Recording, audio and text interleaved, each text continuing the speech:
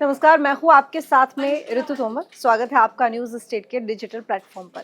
दंगे में लोग क्यों मरे, उनके घर क्यों जले, इसका जवाब तो किसी के पास नहीं है। लेकिन दंगों की वजह से चुनाव में जो राजनीतिक दलों को फायदा हुआ है, उसका आंकड़ा दिल्ली से लेकर लखनऊ तक सभी के पास में है। तो आखिर इन दंगों में जो चुनावी पार्टीज होती हैं, जो दल होते हैं, उनको कब कब फायदा हुआ है और कितना फायदा हुआ है, इस बारे में हम थोड़ा ज्यादा डिटेल में आज बात करने वाले हैं।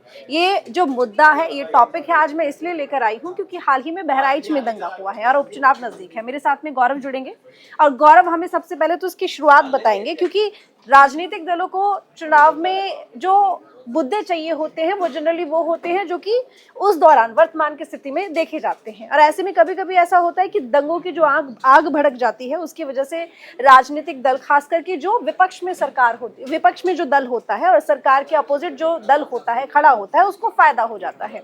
अगर हम पहली बार जब दंगा हुआ, हालांकि 1947 के बाद में हमने देखा कि उस टाइम पे किस तरीके से चीजें हुई थी, लेकिन उससे पहले क्योंकि सरकार ही नहीं थी, राजे रजवाड़े चलते आ रहे थे और हमने देखा कि किस तरीके से यहाँ पे पंडित जवाहरलाल नेहरू जो है वो प्रधानमंत्री बने। लेकिन क्योंकि कांग्रेस का वर्चस्व रहा है कई सालों तक, उत्तर प्रदेश में एक वक्त ऐसा था कि कांग्रेस थी, लेकिन दंगों के बाद कांग्रेस साफ हो गई और उसके बाद उसको दोबारा कभी मौका नहीं मिला उत्तर प्रदेश में आने का। कब की बात है? देखिए, वो बात तो 1987 की है। हाँ। फिलहाल हम उस पे जाएं इससे पहले हम फिलहाल की जो घटना बहराइच में घटी है उसकी बात कर लेते हैं। बहराइच में जो बीते दिनों दंगा हुआ दुर्गा प्रतिमा विसर्जन के दौरान, जिस प्रकार से एक लड़की की मौत हो जाती है संदिग्ध परिस्थितियों में, और आपने देखा होगा उसके बाद की जो वो दंगे की जो लपट है, आग की लपट है, वो न सिर्फ लखनऊ पहुंची, प्रदेश की राजधानी, बल्कि दिल्ली तक भी आ पहुंची है। जो विपक्ष के नेता हैं वो अपने तौर तरीके से बयान दे रहे हैं, वो अपनी इस पूरे दंगे को भुनाने में लगे हुए हैं, ताकि अभी उपचुनाव पड़ा हुआ है प्रदेश में, 9 सीटों पर उपचुनाव होने को है। तो कहीं ना कहीं जो राजनीतिक पार्टियां हैं वो बयान भी उस किसी रिस्क को लेते हुए नहीं, बल्कि एक ऐसे सॉफ्ट कॉर्नर रखते हुए, दोनों समुदायों को सॉफ्ट कॉर्नर के प्रति रखते हुए अपनी बयानबाजी कर रहे हैं, ताकि कहीं ना कहीं इनको इस दंगे से फायदा नजर आए। बात कर रही थी वो कांग्रेस के साफ होने की, तो मैं बता दूं 1987 का वो समय था जब हासिमपुर में, मेरठ के आसपास के इलाकों में लगभग 3 महीने तक दंगा भड़का रहा, जिसमें 80 का आंकड़ा था, जिसमें मुस्लिम युवकों की मौत हो गई थी। उसके बाद वीर बहादुर सिंह की सरकार थी और उस दंगे के बाद से वीर बहादुर सिंह की सरकार प्रदेश से चली गई, और आपको याद होगा कि मुलायम सिंह यादव और चौधरी अजीत सिंह के गठबंधन की सरकार आई। उसके बाद फिर ऐसे कई मौके आए कि जब प्रदेश दंगों की लपट से जला और कई सरकारें आई और कई सरकारें चली गईं। हम बात करेंगे फिर मुलायम सिंह यादव की। वो 2006 का समय था जब अलीगढ़ दंगा हुआ, उसके बाद उनकी सरकार चली गई। फिर ऐसे ही एक समय आया जब 2013 का, जिसमें समाजवादी सरकार आई, समाजवादी सरकार के दौरान दंगा हुआ, फिर उनकी सरकार चली गई। ऐसे दंगों का जो समय रहा वो हमेशा से जो सत्ता पक्ष रहा, उसके लिए हमेशा से ये विपरीत बयार बहने लोगों के लिए जो सत्ता पक्ष चले उसके लिए हमेशा नुकसानदायी रहा। जो विपक्ष में लोग बैठे रहे उनके लिए हमेशा से फायदा का सौदा रहा है दंगा, राजनीति के लिहाज से। बिल्कुल, हालांकि अगर राजनीति की रोटियां सेकने में कोई हालांकि दूसरा दल ऐसा नहीं है जो कि कोई कोर कसर छोड़ता हो। हालांकि मुद्दा काफी संवेदनशील होता है। जी, सबसे निश्चित तौर बड़ी पे बात अगर ये कि मानवता बोलने से पहले भी कई बार सोचना चाहिए ऐसी बातों पर कि कब किसकी भावनाएं आहत हो जाएं, क्योंकि दंगा ऐसा नहीं होता कि 2-4 लोगों की जान चली जाती है, ना जाने कितने घर जल जाते हैं, कितनी महिलाएं होती हैं अब जिनकी आपको जान अगर चली याद जाती है, होगा बच्चे मर जाते हैं। ये मेरठ वाला जो दंगा हुआ था 2013 में, आपको याद होगा किस प्रकार से मुजफ्फरनगर का जो दंगा हुआ था। मुजफ्फरनगर का जो दंगा हुआ 2013 में, जिस प्रकार से एक गांव में दो समुदायों के बीच झड़प होता है, वो कैसे एक बड़ा स्वरूप ले लेता है और दो समुदायों के बीच पूरा, अगर हम कहें तो ना सिर्फ उसकी लपटें पश्चिम उत्तर प्रदेश में थी, बल्कि पूर्वांचल, और या फिर अगर हम बात करें कि बुंदेलखंड रीजन तक भी पहुंच गई थी, वहां भी हिंदू मुस्लिम करके टकरार होने लगा था। तो जिस प्रकार से ये दंगा न सिर्फ एक स्थान विशेष को नुकसान पहुंचाता है, बल्कि बहुत दिनों तक आहत करता है, और दो समुदायों के बीच जो एक गहरी खाई पाट दी जाती है, वो गहरी खाई बन जाती है, वो बहुत दिनों तक पाटी नहीं जा सकती।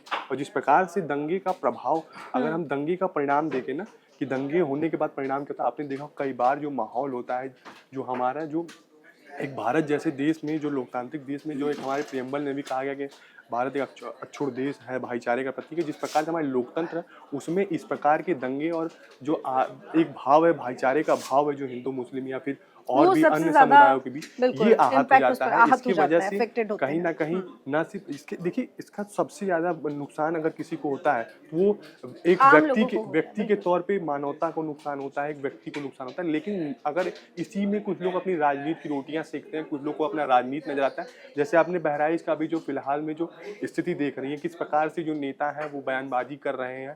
एक सॉफ्ट कॉर्नर कभी मुसलमानों के प्रति तो कभी हिंदुओं के प्रति एक भड़काने जैसा बिल्कुल, बयान बिल्कुल। आ रहा है। तो कहीं न कहीं ये पूरे तरीके से अगर हम देखें तो ये जो दंगा है, ये राजनेताओं के लिए तो एक अवसर होता है। लेकिन हम जैसे एक व्यक्ति के लिए, एक संवेदनशील लोगों के लिए ये कहीं न कहीं एक मानवता का जो शर्मसार करने वाली घटनाएँ होती हैं। बिल्कुल। और देखिए सबसे बड़ी बात यहाँ पर ये भी है कि ऐसे टाइम पर जनता बिल्कुल उखड़ जाती है सरकार से, जी, जब निश्चित दंगे होते देखिए हैं। देखिए अगर हम प्रदेश में हुँ, कानून व्यवस्था का जो बागडोर है वो हुँ। प्रदेश की सरकार के हाथों में। और जिस प्रकार से प्रदेश सरकार इस वक्त अभी अगर हम उत्तर प्रदेश की हुँ, बात करें तो जिस प्रकार से सीएम योगी अपने लॉ एंड ऑर्डर के डंका पीटते हुए नजर आ रहे हैं। आप कहीं भी जाइए, आप सीएम योगी कहीं भी भाषण देने जाते हैं, वो खुले मन से सार्वजनिक तौर पे कहते हैं कि हमारे और शासनकाल में अभी हुआ भी ये एक क्राइम रेट है, यहाँ वो क्राइम पर रेट है। वाकया मैं आपको आपको याद होगा ज़रूर ये बताऊँगी, दूसरा मौका है सीएम योगी के कार्यकाल का जब ये चीज़ हुई एक है। कासगंज वाला मामला, जिसको इतनी लाइमलाइट नहीं मिली, लेकिन वो भी दंगा किस प्रकार से प्रतिमा विसर्जन के दौरान हुआ। और ये दूसरा मौका है बहराइच बिल्कुल, का पहले जब चंदन प्रतिमा भेंट चढ़ा और अब रामगोपाल राम मिश्रा भेंट गोपाल चढ़ा है। भेट परिवार मिलने के लिए पहुंचा मुख्यमंत्री योगी आदित्यनाथ के पास में पीड़ित परिवार, तो उन्होंने एक बात कही कि देखिए जो अफसर है ना उनकी भी लापरवाही है। अगर वो वहां नीचे लाठियां भाजने की जगह ऊपर बचाने की कोशिश करते अगर रामगोपाल मिश्रा को, तो शायद वो बच जाता, लेकिन किसी ने कोशिश नहीं की। देखिए,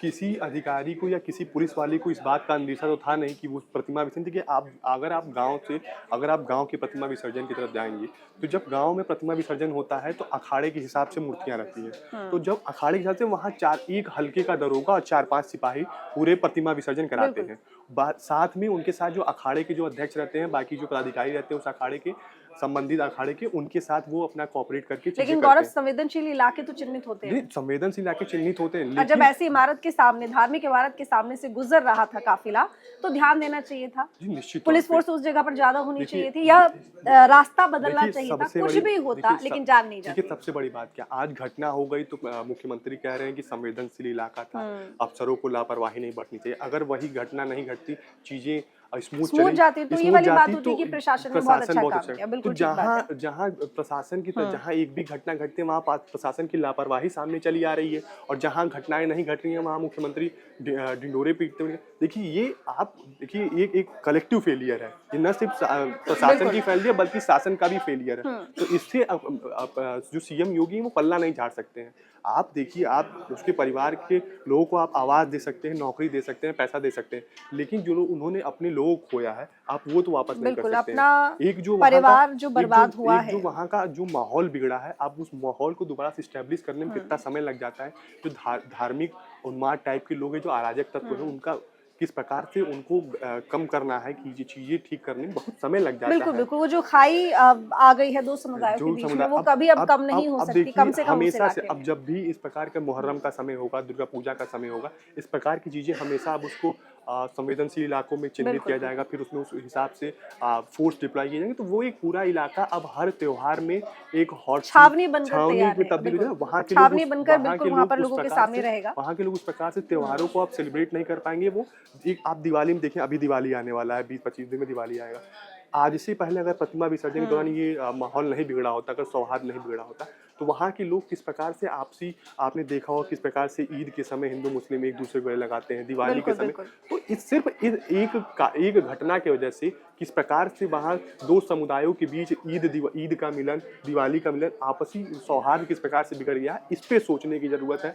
हम दंगों पे बात कर बिल्कुल, और रहे देखिए हैं, ठीक है। त्योहार होते ही एकता के लिए हैं, लेकिन अब लोग इनमें भी दंगे, फसाद, विवाद में जुट जाते हैं, इनसे बचना चाहिए। और सबसे बड़ी बात यहाँ पर ये है, राजनीतिक दल जो कि जनता की भलाई के लिए सरकार में आने का प्रयास करते हैं, तो उन्हें भी कहीं न कहीं इन दंगों का, इन विवादों का मुद्दा बनाने से या मौका परस्ती में इनका फायदा उठाने से बचना चाहिए, क्योंकि इनका मुख्य मकसद यही होना चाहिए कि जनता की सेवा के लिए ये उनकी सब- सुरक्षा कैसे करनी एक तो है। सबसे बड़ी बात यह है कि योगी सरकार जिस दंगे को पीटते हुए आए थे कि 2013 का वो हमेशा से उदाहरण देते रहे कि पश्चिम यूपी में किस प्रकार से पूरा प्रदेश जला था। आप उसी की वजह से उत्तर प्रदेश के लोगों ने आपको मौका दिया, बिल्कुल। लेकिन आपके शासनकाल में भी अगर इस प्रकार की ही चीजें होती रहेंगी तो फिर जनता किस पे विश्वास करे? जनता को तो कहीं ना कहीं धोखा ही मिल रहा है, क्योंकि ये दूसरी मर्तबा है जब आपके शासनकाल में बिल्कुल। ऐसे हिंसात्मक दंगे हो रहे हैं। ठीक है गौरव, काफी हद तक आपने हमें जानकारी दे दी। अब हमारे साथ में पंकज जी जुड़ेंगे जो कि इस बारे में थोड़ा और विस्तार से आगे चर्चा करेंगे, क्योंकि पंकज जी, गौरव ने काफी बातें की हैं और ये भी बताया है कि किस तरीके से अब तक के दंगों में किस किस जो दल है, राजनीतिक दल रहा है, उसको फायदा होता रहा है या सरकार में आने का मौका मिल गया है। लेकिन एक बात और यहाँ पर ये है कि एक बात उन्होंने ये कही कि बीजेपी की सरकार में भी 2 से 3 बार, अभी हाल ही की बात करें, कासगंज में हुआ, बहराइच में हो गया, 2 बार ये हो गया हालिया वक्त में दंगा, लेकिन वो जो मुजफ्फरनगर में हुआ, वो जो अलीगढ़ में हुआ और वो जो उससे पहले हाशिमपुर में हुआ, 3 महीने, 2 महीने, 1 महीने लगातार दंगे होते रहे। लेकिन अभी फिलहाल 2 दिन के अंदर अंदर स्थिति को नॉर्मल करने की कोशिश की जाती है और हो भी जाती है। ये कहीं ना कहीं एक उपलब्धि हो सकती है। हालांकि देखिए, फेल्योर तो है ही, क्योंकि ये होना ही नहीं चाहिए था, लेकिन वो दंगा जो बहुत ज्यादा भड़क जाता था वो अब नहीं होता। निश्चित रूप से इस मामले में योगी सरकार की और योगी सरकार के प्रशासन की जितनी भी तारीफ की जाए वो कम है। जो लगातार पहले एग्जाम्पल ये होता था, जो यहाँ दंगा हो गया, वहाँ हमने खबरें सुनने में आती थी। अब योगी सरकार के अगर आप 10 साल के कार्यकाल को इसको देखिए तो इसमें आपको बहुत कम जगहों पे आपको इस तरह का, मतलब 8 साल में है तो 2 दंगे आए, वो भी छोटे छोटे वो दंगे थे और उस पर काबू पा लिया गया। दंगा जो, अगर बहराइच दंगा की हम बात करें, निश्चित रूप से प्रशासनिक फेलियर था। प्रशासन को कम से कम अलर्ट होना चाहिए, खुफिया एजेंसियों को अलर्ट होना चाहिए जब इस तरह का संवेदनशील ये होता है। और हमने भविष्य भूत में हमने इसका देखा है, जो इस तरह के मामले होते रहे हैं। तो योगी सरकार के लिए निश्चित रूप से ये चैलेंज एक था और सीएम योगी ने लगातार वो उन्होंने बोला भी, जो इस तरह के जो भी इसके लिए दोषी होंगे उनके खिलाफ सख्त से सख्त कार्रवाई होगी। और हम उसको देख भी रहे हैं, जो पीड़ित परिवार से सीएम योगी खुद मिले, जो लापरवाही जहां से हुई उन अधिकारियों को सस्पेंड और ये सब किया गया है। लेकिन ये देखिए, जब भी आप इसकी बात करते हैं तो सियासत में जो कहते हैं ना, आपदा में अवसर को तलाश लेना, तो वही सियासत में कई बार सियासी नफे नुकसान के हिसाब से सियासी रोटियां सेकने के लिए सियासी पार्टियां इस तरह की बातें करती है, अपने को उसमें से फायदे का चीज़ निकालती। भले ही दंगा हुआ, किसको नुकसान हुआ, कौन मारा गया, कौन ये हुआ, ठीक है, सब कुछ ठीक है उनके लिए है, लेकिन वो उसमें भी अवसर निकाल लेते हैं, आरोप प्रत्यारोप कर वो करते हैं। और इसी में हम देखते हैं, जब भी इस तरह की बड़ी घटनाएं होती हैं तो उसके बाद क्या होता है, एक समाज का जो है, जिस 2 डिफरेंट समाज होता है उसमें गोलाबंदी होने मतलब हो जाता है और फिर वो उसके खिलाफ, इसी कारण हम देखते हैं, जो अगर 3-4 इसका आप देखिए तो सत्ता परिवर्तन भी उसमें हुआ। कांग्रेस को 1987 में जो दंगा हुआ था उसके कारण सत्ता से बेदखल होना पड़ा था। अब देखिए, वही कांग्रेस जो सत्ता में उस समय में थी, उसको तो नरसंहार भी कहा जाता है। बिल्कुल। तो उसके बाद से जो देखिए, समाजवादी पार्टी, जनता दल का वो उत्तर प्रदेश में वर्चस्व होता है। उसके बाद मुलायम सिंह यादव और अजीत सिंह आते हैं। उसके बाद देखिए, जब 2006-07 में होता है दंगा, तो फिर आपको बीजेपी बीएसपी बड़ी सीटों के साथ बिल्कुल अकेले सरकार बनाती है, बहुमत के साथ में, जिसको सोशल इंजीनियरिंग के तौर पर भी जाना जाता है। उसके बाद देखिए 2013 में मुजफ्फरनगर का दंगा, तो समाजवादी पार्टी को उसको नुकसान हुआ। बीजेपी अकेले राज्य में पहली बार सत्ता में आई और अब देखिए लगातार वो सत्ता में है। तो इस तरह से होता है, लोग अपने अपने फायदे नुकसान के हिसाब से जो सियासी पार्टियां हैं वो अपना। लेकिन अब क्या लगता है कि ये जो बहराइच में हुआ और इससे पहले कासगंज में जो हुआ, इन दंगों के बाद में बीजेपी को नुकसान, देखिए इस तरह का नुकसान की संभावना कम है, क्योंकि जो भी हुआ सो लोग भी इस बात को समझ रहे हैं, जो कम से कम योगी सरकार तब से उत्तर प्रदेश में इस तरह की वारदात, जो सुरक्षा और दंगों, इस पे अंकुश लगाए, ये सर्वविदित है, इसमें कहीं कोई ये नहीं है।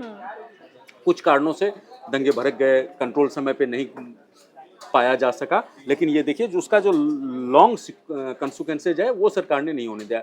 अटेंडम आप देखती हैं, जो पूरा अमला, जो पुलिस प्रशासन का अमला वहाँ पहुँच के कैसे स्थिति को कंट्रोल में किया जाए, पीड़ित परिवार से कैसे किया जाए, दोनों पक्ष, दोनों गुट, जो दोनों समुदाय के जो बुद्धिजीवी हैं, धार्मिक लोग हैं, उनसे अपील की वो मैदान में आते हैं, वो लोगों को समझाते हैं जो हो रहा है वो गलत हो रहा है, हमें इसको रोकना है। तो इस तरह की बातें मतलब एक उकसावे की, उसके बाद जब अपील किया गया और जो जल्द से जल्द उस पर काबू पाया गया, तो इसलिए हम देखते हैं जिसका जो लॉन्ग कॉन्सिक्वेंसेज, जैसे पहले आप चर्चा कर रही थी, पहले 2 महीने 3 महीने तक दंगे चलते थे, तो अब देखिए 24 से 48 घंटे में काबू मतलब पा लिया गया। तो एक तरह से ये, और हमें मतलब अगर योगी सरकार के कार्यकाल की बात करें 7-8 साल के, तो इसमें आप देखिए जो कभी इस तरह के मामले अगर हुए भी तो तत्काल उसको प्रभाव से उस पर काबू पाया गया और उसको ज़्यादा एक्सप्लोसिव नहीं होने दिया गया। तो बिल्कुल देखिए, हमने यहाँ पर बात की है कि आखिर जब जब दंगे हुए हैं तो उसमें किस किस राजनीतिक पार्टी को कितना फायदा हुआ है, और अब जब ये उपचुनाव नजदीक है, ऐसे में हाल ही में बहराइच का दंगा हुआ है, ऐसे में कौन सी पार्टी को फायदा हो सकता है, इस बारे में भी हमने थोड़ा मंथन किया और आपके सामने जानकारी रखी। आपको इन्फॉर्मेशन कैसे लगी कमेंट करके जरूर बताइएगा। बाकी लाइक कीजिएगा, शेयर कीजिएगा और फॉलो जरूर कीजिएगा। धन्यवाद।